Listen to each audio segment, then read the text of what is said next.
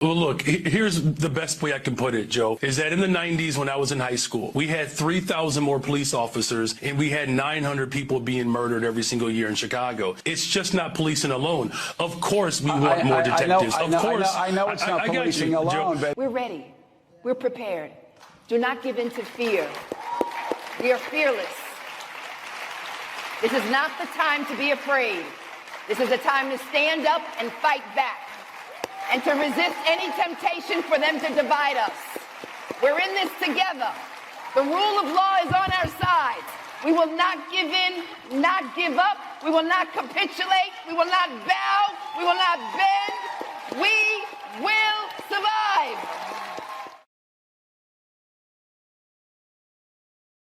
So Brandon Johnson, standing on business. Love him. He was on Urban View Mornings this morning. If you are so inclined, you can listen on demand. Dr. Greg Carr and Lamont King had the mayor of Chicago on this morning. It was a great interview. He's been out in the streets. He is not sitting back. He's not going to be rolled over. He's not going to be wavering. He's not scared. And if he is scared, he's acting anyway, because that's what real courage is. In the face of fear, you do something anyway. So somebody asked him, why not just capitulate? Here's the 57-second clip. Why not just back down? Play it. All of this pushback against Trump, knowing how he responds to that, could actually provoke him to follow through with this talk about sending in the National Guard when yesterday he seemed to waffle. Could this make things worse, all this pushback? Could you imagine if, as a descendant of slaves, if my ancestors would have had that same rationale? Let's not fight against the Confederacy. Let's just try to get along, and then maybe one day they'll give us our freedom. Nowhere in the history of America or the world where marginalized people have sat silent and idle, and they've been able to actually achieve justice and liberation. The fact that you have a unified front in Chicago where we are rejecting the occupation by the military of our cities, that's actually fighting for our democracy. That's what's required in this moment. Leading in this moment takes a great deal of courage, but we stand on the shoulders of so many people that have come before us. We have seen these type of tyrannical acts before. One thing that we know for sure, when we fight back against tyranny, the people united always prevail. Always. Always. I'll play another clip from Brandon Johnson, but before I do, let me just throw in a footnote from Frederick Douglass. Well, he's credited with saying this. I'm sure he did. Frederick Douglass, he said, "Power concedes nothing without a demand. It never did, and it never will. Find out just what any people will quietly submit to, and you have found out the exact measure of injustice and wrong which will be imposed upon them. And there will continue, and these will continue, till they are resisted with either words or blows or both. The limits of tyrants are prescribed by the endurance of those whom they oppress." Keep talking, keep walking, keep marching, keep voting, keep doing, keep building, keep growing. Get up and do. Stop bitching. These times will define you, I promise. What are you made of? It's Wellness Wednesday. Are you putting your head under the covers? I'm so scared. This is unprecedented. I can't believe this is happening. I don't know. This is so bad. Or are you doing something? And let me tell you, resistance can take many forms. For me, it is taking many forms. I'm making sure my big ass is up every day walking, because I don't know if I'm going to have to walk. But I need to be ready to walk, to run, to kick, to do all of the things. If I got to do them, I got to do them. I'm ready for them, though. Lifting farmers, I'm getting these damn kettlebells, walking around with them. And, hey, listen, if I don't have to do anything else but carry groceries, I can carry my groceries without a shopping cart. And I'm good now, Like, yeah, and I'm getting all my blood work again, because it's about that time. Make sure, if y'all are pre-diabetic, fix it, because you can. No excuses. You know what cake tastes like. You don't need to keep eating it. Stop it. The one thing we won't have, and let me tell you, with this current Health and Human Services guy, the guy that's in charge of your health, Not only is it going to be expensive, you can't even trust the stuff, the medicine and all that. He just canceled all COVID vaccines. They will no longer be available. So I don't know if it's a setup to then bombard us with the made up drug disease. I don't know. And then you won't have anything to go to. I don't know. I don't know what's going on. And I'm not like pro vax, but I know for damn sure smallpox and rubella and freaking polio and all of that stuff, measles are back. And we have an idiot running the country with idiots, equal idiots and sycophants under him. I don't trust it. I don't trust the food. They just canceled the department that checks whether you have foodborne disease. Like, there's nobody there checking the food. I just went out and bought some fruit trees. I know I probably won't be able to eat on them for 2 years, but at least I'm trying to get ready. Nuts and buying up stuff because we're about to feel the pain of empty shelves as well. That's coming. But if it's not coming, you just ready because hurricane season is here. Do you have a go bag? Like, I don't know what's coming. There could be natural and man-made. Be ready for everything. And if nothing happens, you're just great. It's great. There's no harm. There's no harm in bags of rice and having some things ready. Backup generator, solar powered backpack. I don't know what you're going to need. But just be ready. Be ready. In the meantime, find community. Because that's going to get you so much further than anything else that I'm saying, because what I do know is that the majority of people, especially the people who are listening to my voice right now, y'all are good people. Y'all some good ass people. Y'all are some amazing, good citizens, neighbors, family members, friends. Y'all are amazing human beings. And if you are listening to my voice right now, you feel alone and you are isolated, find you somebody. Find you a group to be a part of. Get up and do something. Roll up your sleeves and get involved in something. If it's not just a soup kitchen where you're feeding somebody every week, to be in community is the one thing that's going to save us. And then get yourself right with being okay with fighting back. Because this is not going to stop unless we stop it. Power concedes nothing without a demand. It never did and it never will. It's just pushing to see how much we're going to be willing to accept.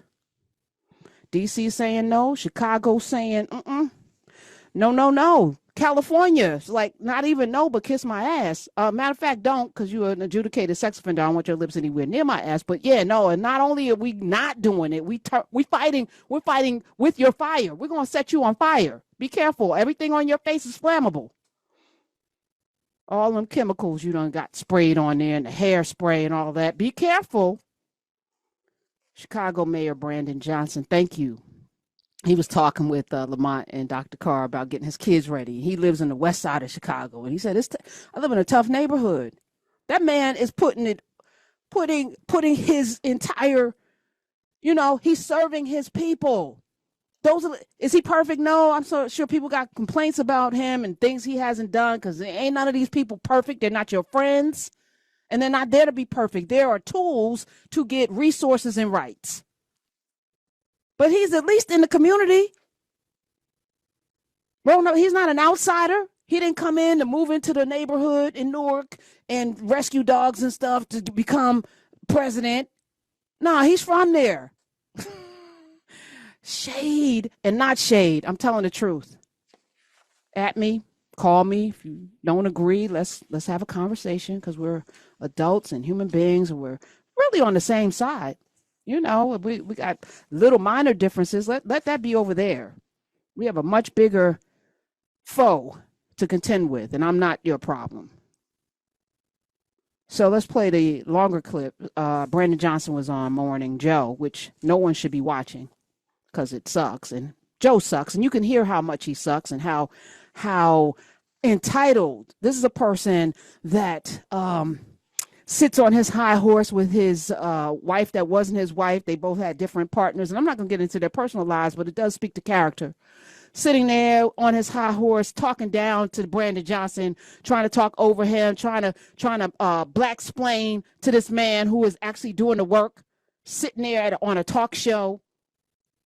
They ain't never really done nothing of significance. Yes, you ran for office, but you hobnob with the hobnobbers and you slob on knobs.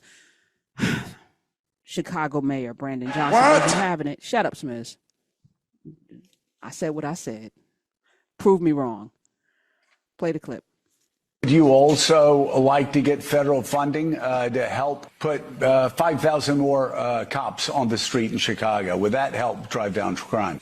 Well, look, policing by itself is not the full strategy. No, I understand that. Said, you've talked about the other things you want, and I said those are good and important programs, but I'm asking also, would 5,000 more police officers on the street in Chicago be helpful to go along with all of those social programs that a lot of cities are engaging in and having success with? Well, look, here's the best way I can put it, Joe, is that in the 90s when I was in high school, we had 3,000 more police officers and we had 900 people being murdered every single year in Chicago. It's just not policing alone. Of course, we want more detectives. I know it's not policing alone, but I know it's not policing alone. You've told me everything else you want. I'm curious, and this does come down to an ideological difference between people. Do you believe that the streets of Chicago would be safer if there were more uniformed police officers on the streets of Chicago? I believe the city of Chicago and cities across America would be safer if we actually had, affordable housing. Look, okay, I'm not saying that we don't. That's not the question I asked. My question is, and I just need a yes or a no, do you believe the streets of Chicago would be safer if you got all of those other extraordinary programs put back into place, which do have a history of being successful, if that's complemented by having 5,000 more cops on the streets of Chicago? I don't believe that we should narrow it down to just police officers, Joe, is what I'm saying. That is an antiquated approach. I'm saying we've invested in detectives. Mr. Mayor, are you hearing what I'm saying? I'm agreeing with you that all of these other social programs are extraordinarily important. I just need a yes or a no, and then this will be the last time I ask. If you get all of those other social programs that 800 million that New York City does, Los Angeles, other people do with great success, would an additional 5,000 cops on the streets in Chicago help complement those programs to make Chicago safer? Look, we are working hard to make sure that our police department is fully supported. I don't believe that just simply putting out an arbitrary number around police officers is the answer. What I'm saying is policing and affordable housing. It's policing and mental and behavioral health care services. It's policing and youth employment. It's a full package. Of course, we want to make sure that our police department is fully supported. That's why I've invested in our Detectives Bureau, because what we have seen in the city of Chicago, when we solve crime, it acts and serves as a deterrent. It's policing and all of the other efforts that we're doing. Here's the last thing that I'll say to that. The federal government could work stronger to coordinate with my police department to get guns off the streets of Chicago. We've seen these efforts work. Just a couple of weeks ago, the ATF working with my police department, we removed over 150 guns off the streets of Chicago that were trafficked in through Mississippi and Indiana. No one is saying that police officers don't play an incredible role in driving safety. They play an absolute pivotal role in that. But we have asked law enforcement to do too much. Police officers are being asked to be social workers, counselors. What I'm simply saying is, if we're going to build safe and affordable cities across America, the one thing that safe communities all have in common, they invest in people. We have a poverty issue in the city of Chicago and cities across America. Police officers alone will not put food on the table. Police officers alone will not guarantee a high quality education. Police officers alone won't drive down unemployment. We need all of it. The President of the United States of America and the federal government could restore Medicaid. They could restore SNAP. They could stop defunding our public education system. Here's the most important point here. Justice Brandeis, over 100 years ago, the first Jewish American to sit on the Supreme Court, he said that we could either have a democracy democracy or wealth in the hands of the concentrated few. But we cannot have both. We are fighting for our democracy and our humanity right now. This president's nescience of the Constitution will leave irrevocable harm on posterity. That's why, as mayor of the city of Chicago, we are standing up to tyranny, and American cities across this country are doing the same. Shut your mouth, Joe. I love it. He had to shut up. He didn't have a comeback for that. He tried to shout him down because that's the bully tactic. You got the microphone, you're going to shout this man down. But Brandon Johnson stood on business and then got that Brandeis quote in. He said it on Urban View Mornings this morning. Got that Brandeis quote in. Yes, we are under tyrannical rule right now if we allow it. And didn't Joe and Mika go to Mar-a-Lago? Did they go to what? Did they go to Mar-a-Lago when Trump got elected? I think I remember seeing them going and kikiing and guffawing and elbow rubbing and other things were rubbed, I'm sure. Did they go? Do they have any credibility to sit? And do you have that energy for Suzanne LaFrance, who's in a more dangerous city than Chicago and New York, according to the statistics? Anchorage, Alaska, by the way, and I'm going to keep bringing that up because I don't hear the same energy for a more dangerous city in Anchorage, Alaska than Chicago and New York. Those are the numbers. Y'all can go verify them. Per capita, more dangerous, more crime-ridden than New York and Chicago. I don't see the same energy. I wonder why. You probably didn't even know who Suzanne LaFrance was. Why isn't her name in the news?